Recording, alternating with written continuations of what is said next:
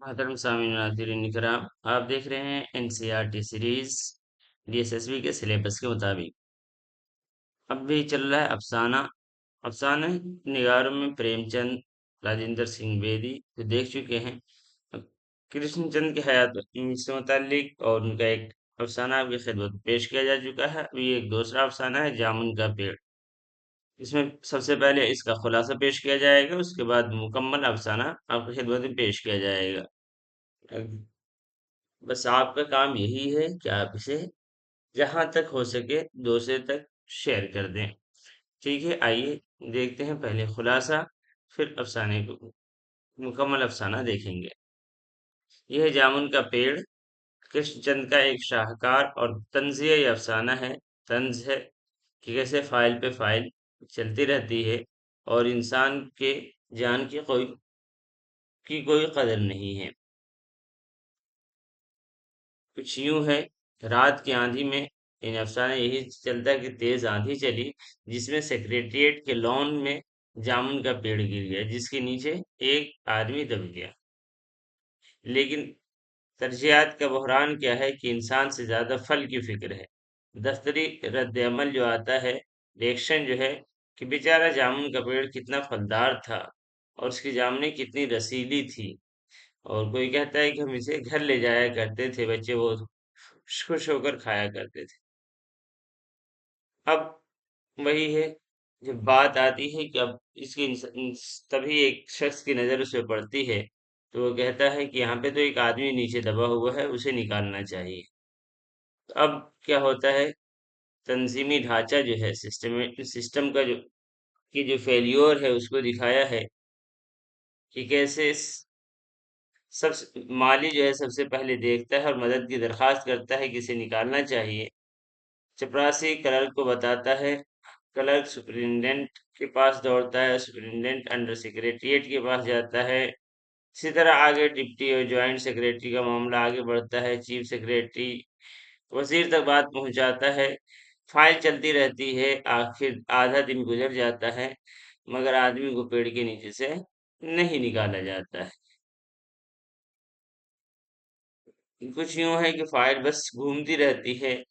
جب یہ ہوتا ہے کہیں کہ یہ درخت ہے تو یہ محکمہ زراعت کے اندر آئے گا، یہ درخت تجارت، لیکن وہ یہ کہتے ہیں کہ یہ درخت تجارت کا معاملہ ہے، ہم صرف کھیتی باڑی ہی دیکھتے ہیں۔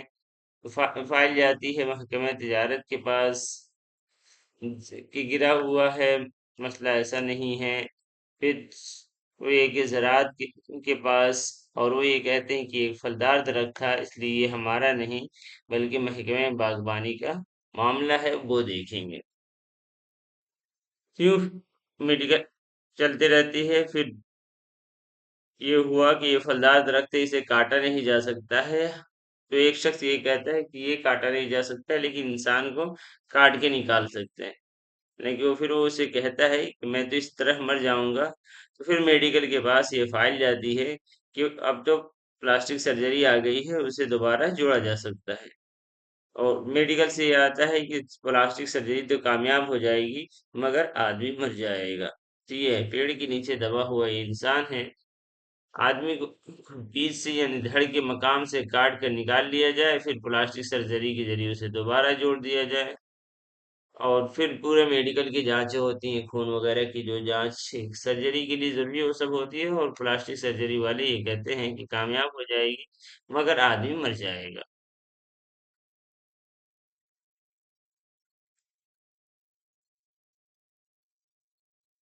نیا موڑ آتا ہے کہ اتنے وقت میں تو وقت بہت چلا جائے گا، تو اس پہ یہ ایک شعر کہتا ہے، ہم نے غالب کا یہ شعر ہے، یہ پوچھا جا سکتا ہے کہ کس کا شعر ہے اس میں۔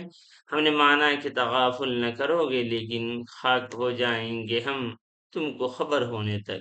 جب یہ بات سنی جاتی ہے تو پتہ چلتا ہے کہ یہ شاعر ہیں، اور پھر اس کے بعد اسے یہ ڈپارٹمنٹ آف کے بجائے یہ کلچر سے متعلق ہے، فائل وہاں جائے گی اور لوگ پھر یہاں مشاعرے کے لیے جمع ہو جاتے ہیں، اور پوچھا جاتا ہے کیا فائل کلچر ڈپارٹمنٹ کے پاس بھیج دی گئی، وہاں سے اور مشاعرہ شروع ہو گیا۔ کلچر والوں نے آگے پوچھا کیا ہے تخلص، کیا ہے اوس؟ اچھا وہی جن کی ابھی کتاب آئی ہے اوس کے پھول، سود کے رات کے اندھیرے میں شاعر کا پڑھا ہوا یہ شعر ہے۔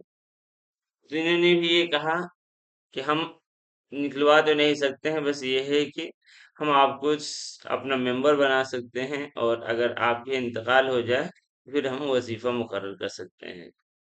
پیڑ کاٹنے اور جان بچانے سے انکار، سرکاری ادبی اکیڈمی کی ممبرشپ اور شاعر کی عظمت کا اعتراف ہے۔ ہم کہتے ہیں کہ ہمارا محکمہ صرف کلچر سے متعلق ہے، درخت کاٹنے کا معاملہ فارسٹ ڈپارٹمنٹ محکمہ جنگلات کا ہے، اب اس کے بعد جاتا ہے اور وہ تیار ہو کر پورا محکمہ آتا ہے، ان فارسٹ والے آتے ہیں کاٹنے کے لیے، لیکن محکمہ جنگلات آری لے کر پہنچا، مگر محکمہ خارجہ ایکسٹرنل افیئر جو ہے اس نے روک دیا۔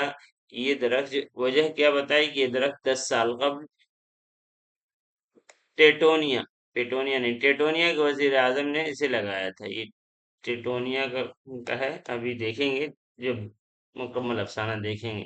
درخت کٹا تو ٹیٹونیا سے تعلقات جو ہمارے ہمیشہ کے لیے بگڑ جائیں گے۔ اس میں ایک یہ کہتا ہے کہ اب تو یہ انسان کا معاملہ ہے، اس سے ایک انسان کی زندگی کا معاملہ ہے، تو یہ دوسرا شخص کہتا ہے کہ ہم ان کی دوستی کی خاطر ایک آدمی کی زندگی کو بھی قربان نہیں کر سکتے۔ یہ دیکھی بے حسی کی بات ہے۔ پھر اس کے بعد وزیر اعظم واپس آتے ہیں اور وہ درخت کاٹنے کا حکم دیتے ہیں۔ سپرنٹینڈنٹ جو ہے یہ خوشخبری لے کر آتا ہے، لیکن اس کی زندگی کی فائل بھی مکمل ہو چکی تھی، انجام فائل مکمل ہو گئی۔ وہی وزیر اعظم باہر سے واپس آتے ہیں، وہ درخت کہتے ہیں کہ سارا ذمہ میں اپنے لیتا ہوں، اور درخت کاٹنے کا حکم دیتے ہیں۔ سپرنٹینڈنٹ فائل لے کر آتا ہے، مگر شاعر کا ہاتھ سرد تھا، آنکھوں کی پتلیاں بے جان اور چیونٹیوں کی ایک لمبی قطار اس کے منہ میں جا رہی تھی۔ یہ اس میں اتنا جاننے کی کوئی ضرورت نہیں ہے کہ یہ کردار ہیں کلرک، مالی، شاعر، تو سے سرکاری محکمہ، ان تمام کو بتایا گیا ہے کہ فن طنز ہے، اس پہ مبالغہ رائے بات کو حد سے بڑھا کر کہ پلاسٹک سرجری کے ذریعے آدمی کو 2 حصوں میں کاٹنے کی تجویز والی بات۔ اسی طرح انہوں نے تضاد بظاہر کچھ اور حقیقت میں کچھ اور ہے، مرتے ہوئے آدمی کو اکیڈمی کا ممبر بنانا مگر اس کی جان نہ بچانا۔ سرخ فیتا، دفتری کارروائی میں تاخیر انسان کی جان سے زیادہ محکموں کے دائرے کی فکر کی نہیں ہے۔ یہ کچھ الفاظ ہیں، یہ تفہیم پیڑ کے نیچے دبے انسان کو فوراً کیوں نہیں نکالا گیا وغیرہ۔ حاصل مطالعہ، جامن کے پیڑ محض ایک مزاحیہ کہانی نہیں بلکہ ایک وارننگ ہے۔ جب کوئی نظام سے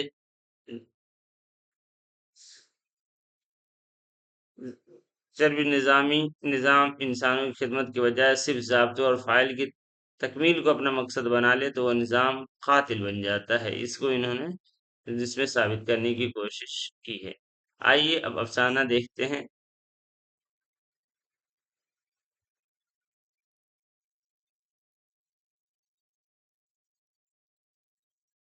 جامن کا پیڑ کرشن چند کا یہ افسانہ ہے، کئی ان کے مجموعے میں دیکھا لیکن ملا نہیں، پھر بھی اگر آپ کو ملے تو آپ بتا دیجئے گا، کمنٹ کر دیجیے گا، ملا نہیں ہے لیکن یہ ہے کہ ایک اس میں شائع ہوا تھا، ایک شاعر کے نام سے جو کرشن چند نمبر شائع ہوا تھا، اس میں یہ افسانہ شائع ہوا تھا۔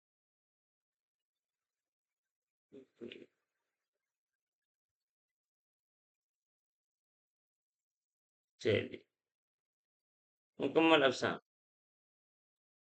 رات کو بڑے زور کا چکر چلا، سیکریٹریٹ کے لاؤن میں جامن کا ایک درخت گر پڑا۔ صبح جب مالی نے دیکھا تو اسے معلوم پڑا کہ درخت کے نیچے ایک آدمی دبا پڑا ہے۔ مالی دوڑا دوڑا چپراسی کے پاس گیا، چپراسی دوڑا دوڑا کلرک کے پاس گیا، کلرک دوڑا دوڑا سپرنٹینڈنٹ کے پاس گیا، سپرنٹینڈنٹ دوڑا دوڑا باہر لان میں آیا، منٹوں میں گرے ہوئے درخت کے نیچے دبے آدمی کے گرد مجمع اکٹھا ہو گیا۔ بیچارہ جامن کا پیڑ کتنا پھلدار تھا، ایک کلرک بولا۔ اس کی اس کی جامن کتنی رسیلی ہوتی تھی، دوسرا کلر بولا۔ میں پھلوں کے موسم میں جھولی بھر کے لے جاتا تھا، میرے بچے اس کی جامنیں کتنی خوشی سے کھاتے تھے، تیسرے کلر نے تقریباً آبدیدہ ہو کر کہا۔ مگر یہ آدمی، مالی نے دبے ہوئے آدمی کی طرف اشارہ کیا، हाँ, ये आदमी सुपरिटेंडेंट सोच में पड़ गया। पता नहीं जिंदा है कि मर गया, एक चपरासी ने पूछा। मर गया होगा, इतना भारी तना जिनकी पीठ पर गिरे वो बच कैसे सकता है? दूसरा चपरासी बोला। अब इसके बाद कृष्णचंद कहना चाह रहे हैं कि दरख्त इस बड़े दरख्त के गिरने से नहीं मरा, लेकिन इन फाइलों के चक्कर में मर गया।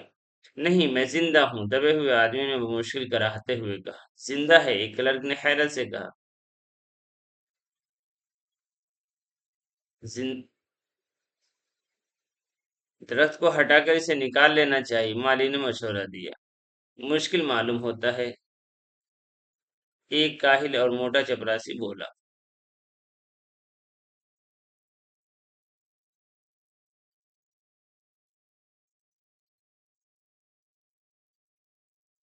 दरख्त का तना बहुत भारी और वजनी है। क्या मुश्किल है? माली बोला। अगर सुपरिटेंडेंट साहब हुक्म दे तो अभी 15-20 माली, चपरासी और क्लर्क जोर लगाकर दरख्त के नीचे से दबे आदमी को निकाल सकते हैं।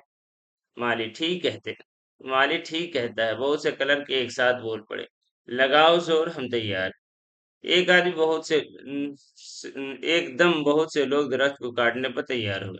ठहरो, सुपरिटेंडेंट बोला, मैं अंडर सेक्रेटरी से मशवरा कर लूं। सुपरिटेंडेंट ने सुपरिटेंडेंट अंडर सेक्रेटरी के पास गया। अंडर सेक्रेटरी डिप्टी सेक्रेटरी के पास गया। डिप्टी सेक्रेटरी ज्वाइंट सेक्रेटरी के पास गया। ज्वाइंट सेक्रेटरी चीफ सेक्रेटरी के पास गया।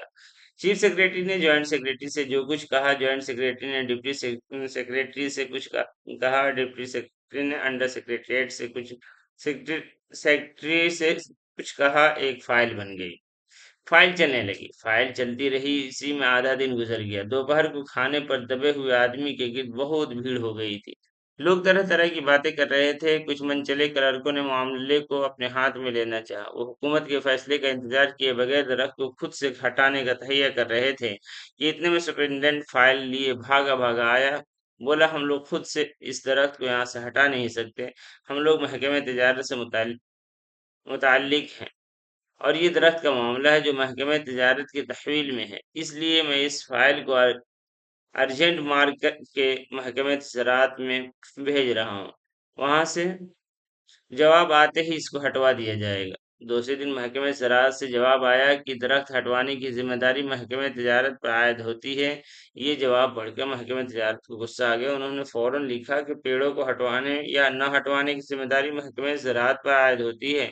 महकमे तजारत का इस मामले से कोई ताल्लुक नहीं है। दूसरे दिन भी फाइल चलती रही। शाम को जवाब भी आ गया। हम इस मामले को हॉर्टिकल्चर डिपार्टमेंट के सुपुर्द कर रहे हैं, क्योंकि ये एक फलदार दरख्त का मामला है और एग्रीकल्चर डिपार्टमेंट सिर्फ अनाज और खेती के मामले में फैसला करने का मजाज है। जामुन का पेड़ एक फलदार पेड़ है, इसलिए पेड़ हॉर्टिकल्चर डिपार्टमेंट के दायरे इख्तियार में आता है। रात को माली ने दबे हुए आदमी को दाल भात खिलाया। हालांकि लॉन की चारों तरफ पुलिस का पहरा था कि कहीं लोग कानून को अपने हाथ में लेकर दरख्त को खुद से हटवाने की कोशिश न करें। मगर एक पुलिस कांस्टेबल को रहम आ गया और उसने माली को दबे हुए आदमी को खाना खिलाने की इजाजत दे दी। माली ने दबे हुए आदमी से कहा, तुम्हारी फाइल चल रही है, उम्मीद है कि कल तक फैसला हो जाएगा। दबा हुआ आदमी कुछ न बोला। माली ने पेड़ के तने को गौर से देखकर कहा, हैरत गुजरी कि तना तुम्हारे कूल्हे पर गिरा। अगर कमर पर गिरता तो रीढ़ की हड्डी टूट जाती। दबा हुआ आदमी फिर भी कुछ न बोला। माली ने फिर कहा, तुम्हारे यहाँ कोई वारिस हो तो कुछ मुझे उसका अता पता बताओ, मैं उसे खबर कर दूं। देने की कोशिश करूंगा। मैं लावारिस हूँ, दबे हुए आदमी ने बड़ी मुश्किल से कहा। माली अफसोस जाहिर करता हुआ वहां से हट गया। तीसरे दिन हॉर्टिकल्चर डिपार्टमेंट से जवाब आ गया। बड़ा कड़ा जवाब था और तंज आमेज। हॉर्टिकल्चर डिपार्टमेंट का सेक्रेटरी अरबी मजाज का आदमी मालूम होता था। उसने लिखा था, हैरत है, इस समय जब दरख्त उगाओ स्कीम बड़े पैमाने पर चल रही है, हमारे मुल्क में ऐसे सरकारी अफसर मौजूद हैं जो दरख्त काटने का मशवरा देते हैं, वो भी एक फलदार दरख्त को, और फिर जामुन के दरख्त को जिसके फल आवाम बड़ी रगबत से खाते हैं। हमारा महकमा किसी हालत में इस फलदार दरख्त को काटने की इजाजत नहीं दे सकता। अब क्या किया जाए? एक मनचले ने कहा, अगर दरख्त काटा नहीं जा सकता तो इस आदमी को काट कर निकाल लिया जाए। یہ دیکھیے، اسی آدمی نے اشارے سے بتایا، اگر اس آدمی کو بیچ میں سے یعنی دھڑ کے مقام سے کاٹا جائے تو آدھا آدمی ادھر سے نکل آئے گا اور آدھا آدمی ادھر سے باہر آ جائے گا، اور درخت وہیں کا وہیں رہے گا، مگر اس طرح سے تو میں مر جاؤں گا۔ دبے ہوئے آدمی نے احتجاج کیا۔ یہ بھی ٹھیک کہتا ہے، ایک کلرک بولا۔ آدمی کو کاٹنے کی تجویز پیش کرنے والے نے زور احتجاج کڑا ویرودھ کیا۔ آپ جانتے نہیں ہیں، آج کل پلاسٹک سرجری کے ذریعے دھڑ کے مقام پر اس آدمی کو پھر سے جوڑا جا سکتا ہے۔ اب فائل کو میڈیکل ڈپارٹمنٹ میں بھیج دیا گیا۔ میڈیکل ڈپارٹمنٹ نے فوراً اس پر ایکشن لیا اور جس دن فائل ملی اس نے اسی دن اس محکمے کا سب سے قابل پلاسٹک سرجن تحقیقات کے لیے بھیج دیا۔ سرجن نے دبے ہوئے آدمی کو اچھی طرح ٹٹول کر اس کی صحت دیکھ کر خون کا دباؤ، سانس کی آمد و رفت، دل اور پھیپھڑوں کی جانچ کر کے رپورٹ بھیج دی کہ اس آدمی کا پلاسٹک سرجری کا آپریشن تو ہو سکتا ہے اور آپریشن کامیاب بھی ہو جائے گا، مگر آدمی مر جائے گا، لہذا یہ تجویز بھی رد کر دی گئی۔ رات کو مالی نے دبے ہوئے آدمی کے منہ میں کھچڑی کے لقمے ڈالتے ہوئے اسے بتایا، اب معاملہ اوپر چلا گیا ہے۔ سنا ہے کہ سیکریٹریٹ کے سارے سیکریٹریوں کی میٹنگ ہوگی، اس میں تمہارا کیس رکھا جائے گا، امید ہے سب کام ٹھیک ہو جائے گا۔ دبا ہوا آدمی ایک آہ بھر کر آہستہ سے بولا، ہم نے مانا کہ تغافل نہ کرو گے، لیکن خاک ہو جائیں گے ہم تم کو خبر ہونے تک۔ مالی نے اچنبے میں سے منہ میں انگلی دبائی، حیرت سے بولا، کیا تم شاعر ہو؟ دبے ہوئے آدمی نے آہستہ سے سر ہلا دیا۔ دوسرے دن مالی نے چپراسی کو بتایا، چپراسی نے کلرک کو اور کلرک نے ہیڈ کلرک کو۔ تھوڑے ہی عرصے میں سیکریٹریٹ میں یہ بات پھیل گئی کہ دبا ہوا آدمی شاعر۔ بس پھر کیا تھا، لوگ ذوق در ذوق شاعر کو دیکھنے کے لیے آنے لگے، اس کی خبر شہر میں پھیل گئی اور شام تک محلے سے شاعر جمع ہونا شروع ہو گئے۔ سیکریٹریٹ کا لان بھانت بھانت کے شاعروں سے بھر گیا۔ سیکریٹریٹ کے کئی کلرک اور انڈر سیکریٹری تک جنہیں ادب اور شاعر سے لگاؤ تھا رک گئے۔ کچھ شاعر دبے ہوئے آدمی کو اپنی غزلیں اور نظمیں سنانے لگے، کئی کلرک اس سے اپنی غزلوں پر اصلاح لینے کے لیے مصر ہونے لگے۔ جب یہ پتہ چلا کہ دبا ہوا آدمی شاعر ہے تو سیکریٹریٹ کی سب کمیٹی نے فیصلہ کیا کہ چونکہ دبا ہوا آدمی ایک شاعر ہے، لہذا اس فائل کا تعلق نہ ایگریکلچر ڈپارٹمنٹ سے نہ ہارٹیکلچر ڈپارٹمنٹ سے بلکہ صرف اور صرف کلچر ڈپارٹمنٹ سے۔ کلچر ڈپارٹمنٹ سے استدعا گزارش کی گئی کہ جلد سے جلد اس معاملے کا فیصلہ کر کے بدنصیب شاعر کو اس شجر سیدار سے رہائی دلائی جائے۔ فائل کلچر ڈپارٹمنٹ کے مختلف شعبوں سے گزرتی ہوئی ادبی اکیڈمی کے سیکریٹری کے پاس پہنچی۔ بیچارہ سیکریٹری اس وقت اپنی گاڑی میں سوار ہو کر سیکریٹریٹ پہنچا اور دبے ہوئے آدمی سے انٹرویو لینے لگا۔ تم شاعر ہو؟ اس نے پوچھا۔ جی ہاں، دبے ہوئے آدمی نے جواب دیا۔ کیا تخلص کرتے ہیں؟ اوس اوس، سیکریٹری نے زور سے چیخا، کیا تم وہی ہو جس کا مجموعہ کلام اوس کے پھول حال ہی میں شائع ہوا؟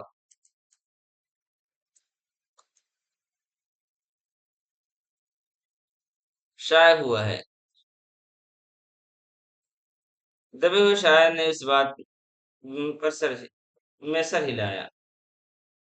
دبے ہوئے شاعر نے اس بات میں سر ہلایا۔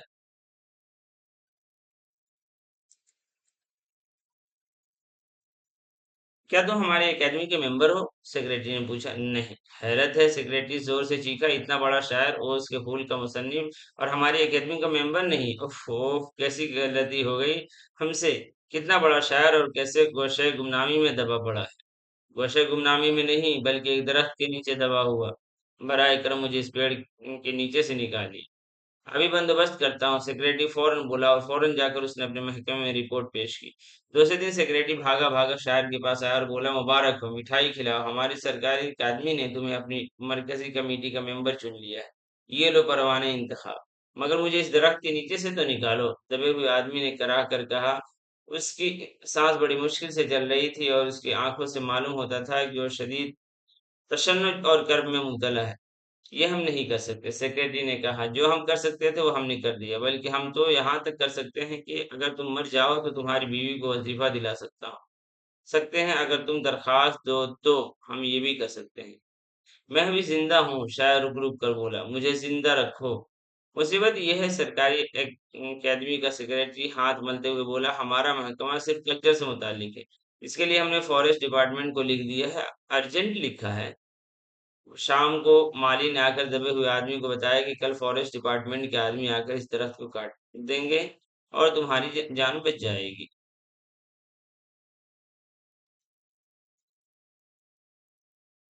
تمہاری جان بچ جائے گی۔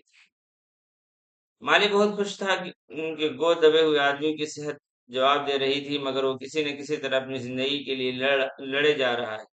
کل تک صبح تک کسی نہ کسی طرح اسے زندہ رہنا ہے۔ دوسرے دن جب فارسٹ ڈپارٹمنٹ کے آدمی آری کلہاڑی لے کر پہنچے تو ان کو درخت کاٹنے سے روک دیا گیا۔ معلوم ہوا کہ محکمہ خارجہ سے حکم آیا کہ اس درخت کو نہ کاٹا جائے۔ وجہ یہ تھی کہ اس درخت کو 10 سال پہلے محکمہ پیٹونیا کے وزیر اعظم پردھان منتری نے سیکریٹریٹ کے لان میں لگایا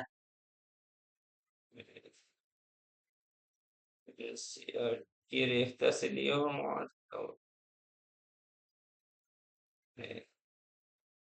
جو این سی آر ٹی بک میں پیٹونیا کے بجائے وہاں ٹیٹونیا لکھا ہوا ہے۔ ایک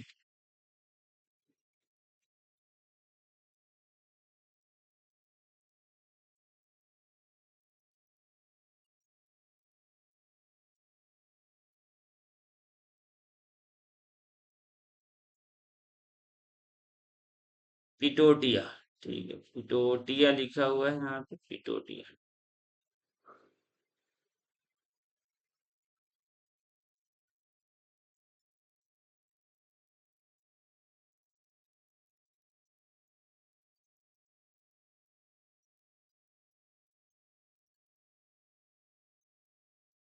پیٹوٹیا سے ہمارے تعلقات ہمیشہ کے لیے بگڑ جائیں گے، مگر ایک آدمی کی جان کا سوال ہے، ایک کلرک غصے سے چلایا۔ دوسری طرف دو حکومتوں کے تعلقات کا سوال ہے، دوسرے کلرک نے پہلے کلرک کو سمجھایا۔ اور یہ بھی تو سمجھو کہ حکومت پیٹوٹیا ہماری حکومت کو کتنی امداد دیتی ہے۔ کیا ہم ان کی دوستی کی خاطر ایک آدمی کی زندگی کو بھی قربان نہیں کر سکتے؟ شاعر کو مر جانا چاہیے بلا شبہ۔